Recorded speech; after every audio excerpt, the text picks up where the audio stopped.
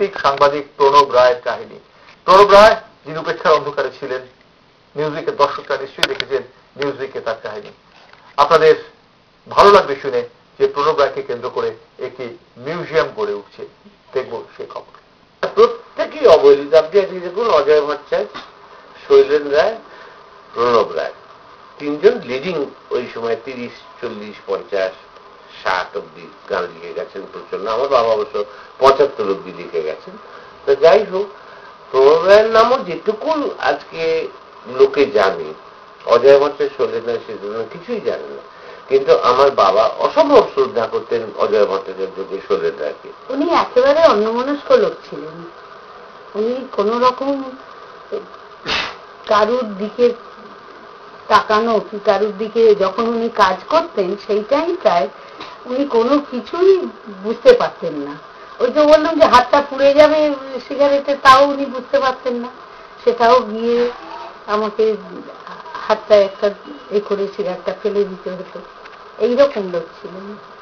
এত খেয়াল ছিল না নিজের দিকে, ওনার কোনো খেয়ালই কোনোদিন ছিল না। এই বিখ্যাত মানুষ যিনি বাংলা সিনেমাকে চিরস্মরণীয় করে রেখেছেন, সেই প্রণব রায়, অর্থাৎ আমাদের সাবর্ণ রায়চৌধুরী পরিবারের এক কৃতি মানুষ, সেই প্রণব রায়ের জন্ম শতবর্ষ এটা।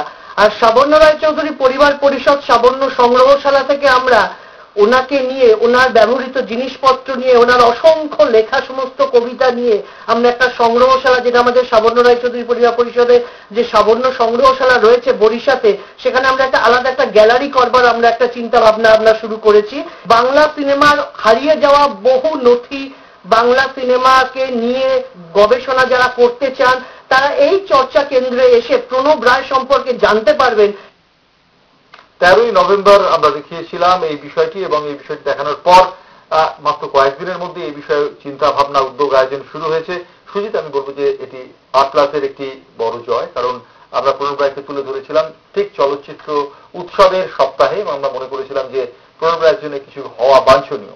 চলচ্চিত্র উৎসব শেষ হলো, তারপরে এই অ্যানাউন্সমেন্ট এসছে যে সাবর্ণ রায়চৌধুরী ফ্যামিলি থেকে, এবং যারা মানে কলকাতার সবচেয়ে বলা যেতে পারে মানে সবচেয়ে চর্চিত পুরাতন ফ্যামিলি, তাদের নিজস্ব সংগ্রহশালায় স্থান পাচ্ছে প্রণব রায়।